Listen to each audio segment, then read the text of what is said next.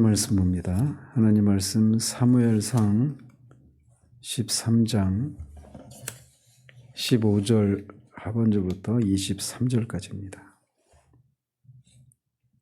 사무엘상 13장 15절 하반절부터 23절까지 같이 읽겠습니다. 사울이 자기와 함께한 백성의 수를 세어보니 600명가량이라. 사울과 그의 아들 요나단과 그들과 함께한 백성은 베냐민 게바에 있고 블레셋 사람들은 믹마스에 진쳤더니 노략군들이 세대로 블레셋 사람들의 진영에서 나와서 한 대는 오브락길을 따라서 수알 땅에 이르렀고 한 대는 벳호론 길로 향하였고 한 대는 광야 쪽으로 스보임 골짜기가 내려다 보이는 지역길로 향하였더라. 그때 이스라엘 온 땅에 철공이 없었으니 이는 블레셋 사람들이 말하기를 히브리 사람이 칼이나 창을 만들까 두렵다 하였음이라. 온 이스라엘 사람들이 각기 보습이나 삽이나 도끼나 괭이를 벼리려면 블레셋 사람들에게 내려갔었는데 곧 그들이 괭이나 삽이나 쇠스랑이나 도끼나 쇠채찍이 못일 때에 그리하였으므로 싸우는 날에 사울과 요나단과 함께한 백성의 손에는 칼이나 창이 없고 오직 사울과 그의 아들 요나단에게만 있었더라. 블레셋 사람들의 부대가 나와서 믹마스 어귀에 이르렀더라. 아멘.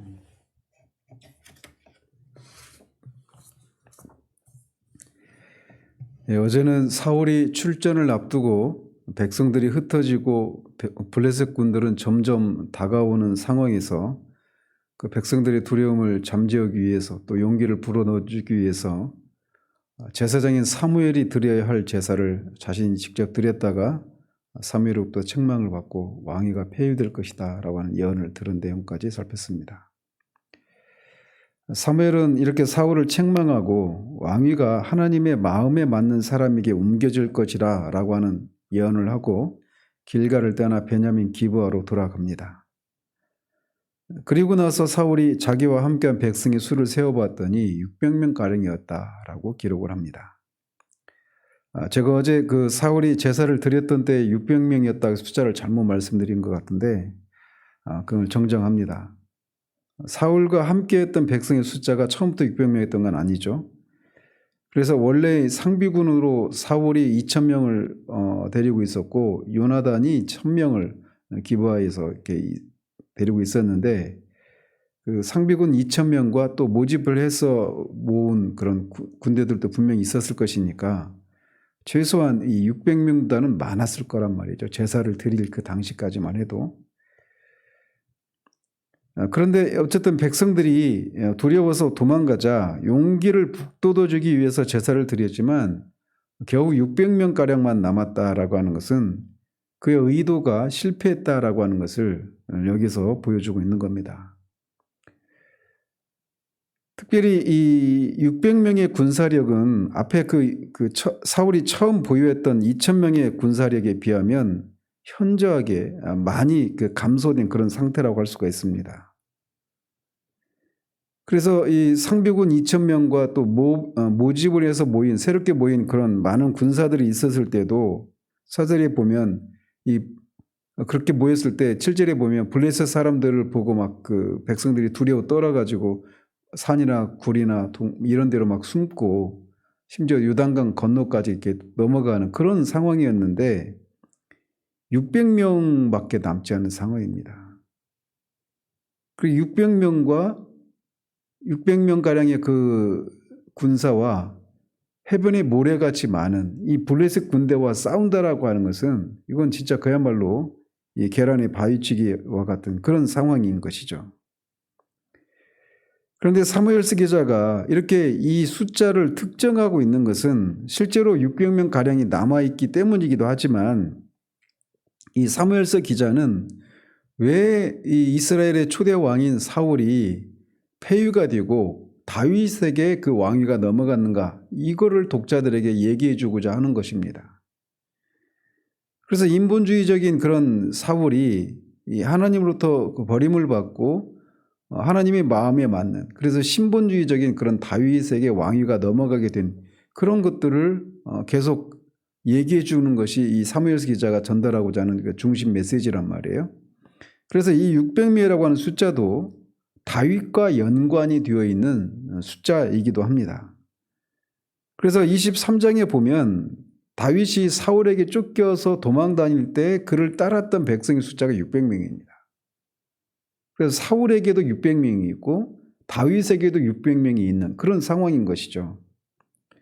그런데 사울에게 남아있는 600명과 이 다윗을 따르던 600명이 완전히 외적으로는 숫자는 똑같지만 그 질에 있어서 그리고 그 600명을 통해서 하는 일에 있어서는 현저한 차이가 드러나게 됩니다. 그거를 지금 사무엘 기자는 말해주고 싶은 거예요. 그 현저한 차이를 불러일으키는 그 신뢰가 있다라면 다윗 같은 경우는 그 600명으로 이 시글락 공동체에서 살지 않습니까? 이 시글락 공동체에 살면서 주변에 있는 그런 이방 족속들을 수시로 가서 약탈을 하고 그들을 그 이스라엘의 적들이죠. 그들을 공격하는 그런 일들을 하고 나중에 이 사울을 치기 위해서 이렇게 전쟁터에 갔다가 비어있는 그 시글락 공동체를 아말렉이 쳤을 때 모든 사람들을 다 잡아가는 일이 벌어지잖아요. 뒤에 보면 30장에.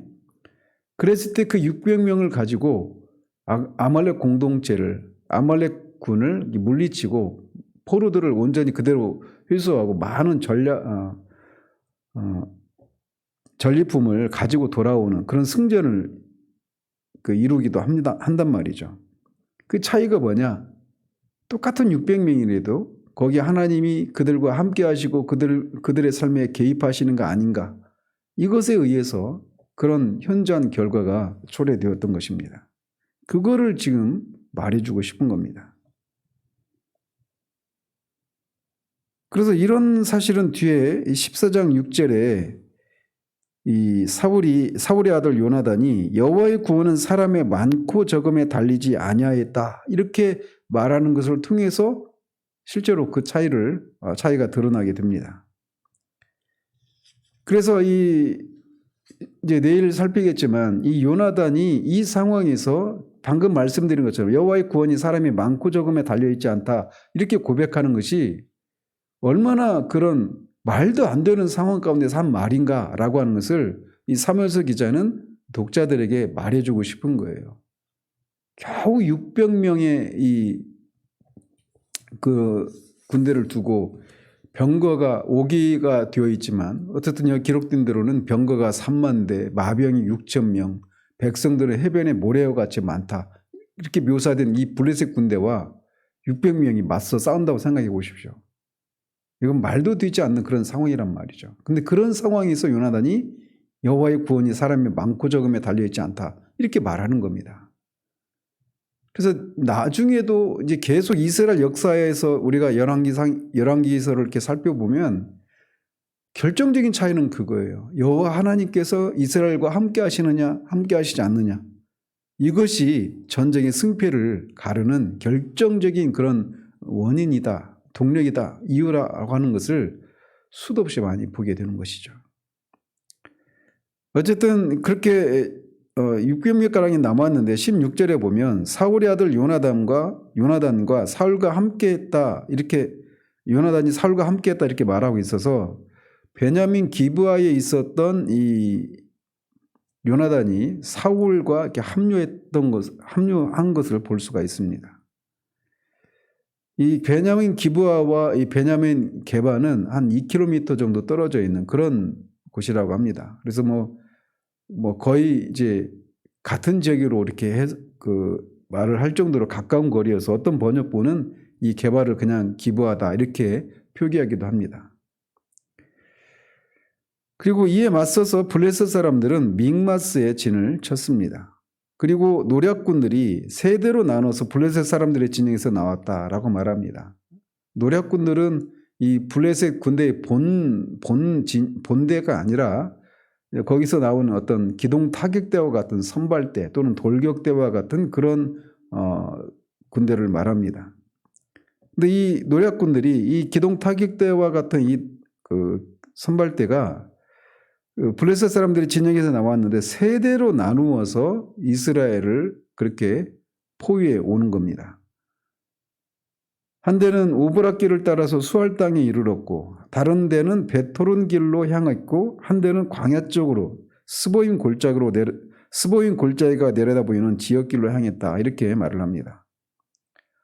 그래서 이런 지역이 뭐 말을 해봐야 저도 정확히 어디인지를 그 그림으로 잘 보이지가 않으니까 잘 그 말씀을 생략하겠지만 말하고자 하는 사무엘서 기자가 말하고자 하는 것은 이 블레셋 그 이스라엘 군대를 이 돌격대가 세 방향에서 이렇게 포위해서 지금 공격을 해오는 그런 양상인 것입니다. 그리고 이 본대는 이제 정면에서 돌파하는 거예요. 근데 이 장면이 앞에 11장에서 사울과 이스라엘이 암몬 족속 나하스 군대를 칠 때 이 세 대로 나누어서 공격했던 것과 반대되는 그런 대조되는 그런 상황인 것입니다. 병행을 이루고 있어요. 그때는 사울이 공격자의 입장이었다면 이번에는 수비자의 입장에 서 있는 것이죠. 그리고 이 숫자적인 측면에서는 말도 안 되는 정말 중과 부족의 그런 상황이었던 것입니다.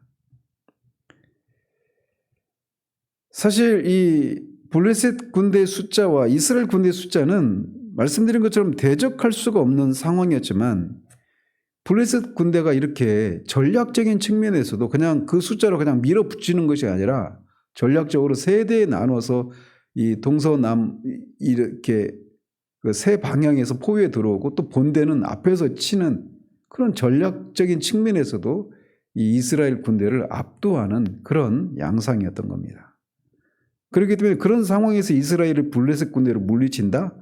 이건 상식적으로 있을 수가 없는 그런 상황이었던 것입니다. 그런데 19절에서는 갑자기 전쟁터의 상황이 아닌 다른 상황을 묘사하고 있습니다. 근데 이 상황은 결국 이스라엘, 이렇게 블레셋 군대에 맞서 있는 이스라엘이 숫자적으로도 말도 안 되는 상황이지만 거기 모여있는 사람들이 그 무장의 그 이스라엘 군대의 그 전력이 너무나도 현저하게 정말 초라하기 짝이 없는 그런 상황이었다라고 하는 것을 사무엘 기자가 독자에게 전하고 있는 겁니다. 그러면서 이 이스라엘 군대가 부실한 무장을 하게 된 이유를 말을 하는데 이스라엘 온 땅에 철공이 없기 때문이었다라고 말합니다. 철공은 철을 다루는 그런 대장장이를 가리키죠. 근데 그 이유는 블레셋 사람들이 생각하기를 히브리 사람이 칼이나 창을 만들까 두려워서 이런 조치를 취했다라고 말을 한 겁니다. 그래서 이스라엘에 있는 철공들을 뭐 대장장이를 죽였거나 또는 그들을 포로로 잡아가서 이스라엘 본토 안에는 대장장이가 없는 겁니다. 그래서 그러다 보니까 어쨌든 이 철로 된 그런 농기구나 이런 것들을 써야만 하지 않았겠어요? 그래서 그런 철로 된 그런 농기구들, 보습이나 도끼나 삽이나 괭이, 쇠채찍 이런 것들이 이제 무뎌지게 되면 그것들을 이렇게 벼리기 위해서는 이스라엘 사람들이 블레셋에 내려가서 그렇게 벼리고 다시 돌아오는 그런 상황이었다는 것이죠. 그러니까 이것은 결국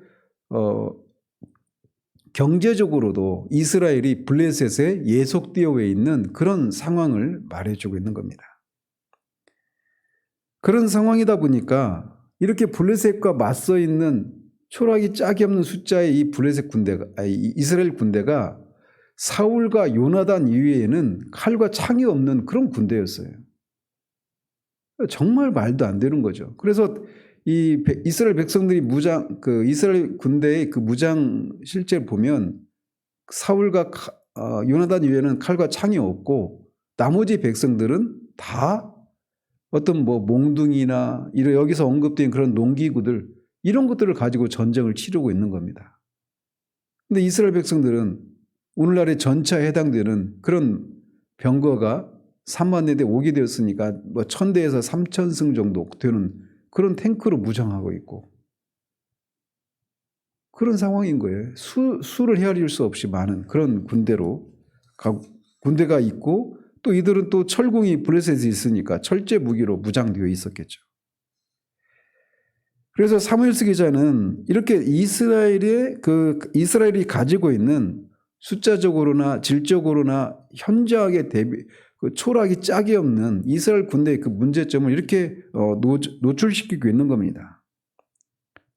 그래서 이런 것을 통해서 결국 이 사무엘서 독자들의 경우에 지금 그 상황에서 이스라엘이 완전히 망해가지고 이스라엘이라는 나라가 사라지지 않고 그 이후에도 계속 이어졌단 말이죠. 결국 그 전쟁에서 이스라엘이 승리했기 때문에 그런 것이 가능하게 되었는데 이렇게 숫자적으로도 현저하게 적고 비교할 수가 없죠. 그리고 이 질적으로도 겨우 칼 두 자루 가지고 그 수많은 그 블레셋 군대가 싸우고 있는 상황이란 말이에요. 그래서 그 상황에서 어떻게 이 승리가 이루어질 수 있었는가라고 하는 그런 호기심을 독자들에게 불러일으키는 그런 효과가 있는 것이죠. 그러니까 이건 실제 상황이 그렇기도 하지만 어쨌든 그런 효과가 있는 겁니다. 그래서 그런 상황에서 이렇게 극명하게 열세인 그런 상황에서 이 하나님의 백성들이 어떻게 그 상황을 타개해 나갔는가, 이 문제를 제기를 하고 있는 겁니다. 그래서 뒤에서 이제 내일부터 살펴보겠지만 그 해답은 요나단의 신앙 고백을 통해서 드러나는 거예요. 그래서 앞에서 말씀드린 것처럼 14장 6절에 여호와의 구원은 사람의 많고 적음에 달려있지 않다. 그 전쟁이 여호와로 말미암은 전쟁인지, 그 여호와의 전쟁인지 아닌지, 여호와께서 시작하게 하신 전쟁인지, 또 여호와께서 함께 하시는 전쟁인지 아닌지, 이것이 전쟁에서 승패를 좌우하는 것이지, 숫자의 많고 적음 또는 그런 군사의 그런 무기가 얼마나 철저하게 풍성하게 구비되어 있는가, 이것에 달려있지 않다라고 말을 하고 있는 거예요. 이렇게 초락이 짝이 없는 이 이스라엘 군대를 향해서 세 방향에서, 그리고 블레셋 본대가 이제 믹마스 어귀에 이르럽니다. 그 다가오는 소리들, 그 사람들의 그 함성들, 이런 것을 들고 있는 그 이스라엘 군대들의 그 마음이 요즘 말로 얼마나 쫄렸겠습니까? 심장이 막 쪼그라드는 그런 상황이었단 말이죠. 자, 이런 서술을 통해서 이 블레셋 군대와 이 막강한 블레셋 군대와 이에 맞서는 열악한 상황의 이스라엘 군대를 이렇게 비교함으로써 이스라엘이 이 전쟁에서 어떤 결과를 얻을지 독자들의 관심을 집중시키고 있는 겁니다.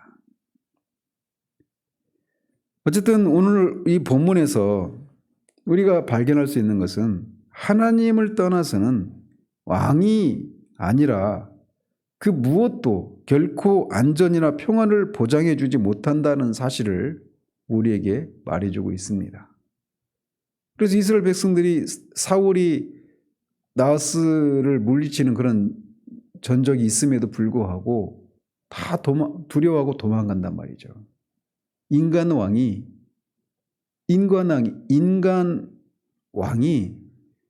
이스라엘이 처한 그런 위기에서 아무런 도움이 되지 못한다라고 하는 것을 보여주고 있는 거예요.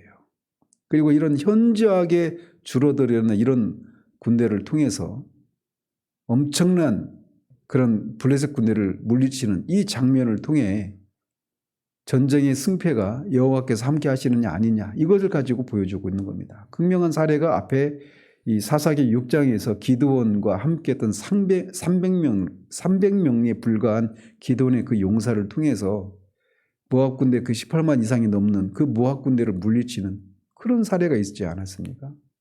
지금도 이제 그 똑같은 상황이 14장에서 전개가 됩니다. 근데 또 다른 하나님의 놀라운 섭리를 또 보게 돼요. 그래서 우리에게 교훈하는 바는 정말 우리의 하루의 삶을 살아갈 때도 마찬가지고 우리가 만나는 이런저런 삶의 위기 가운데서 우리가 그 상황을 타개해 나가고 겨우 그 상황에서 살아남는 것을 넘어서서 그 속에서 우리가 어떤 승리를 구가할 수 있는 것은, 승리를 얻어낼 수 있는 유일한 길은 여호와 하나님께서 함께 하시느냐 함께 하시지 않느냐, 그것이 그런 결정적인 차이를 만들어낸다라고 하는 것을 우리가 보게 됩니다. 그렇기 때문에 우리가 정말 이 신약적인 용어로 환원해서 말씀을 드리면 성령으로 충만한 것이 아니면, 성령께서 우리를 이끌어 가시고 성령께서 우리와 함께 하시고 성령께서 주시는 그런 힘이 아니면 우리가 하나님을 위한 삶을 한 걸음도 살아낼 수 없다라고 하는 것을 우리에게 교훈해 주는 겁니다.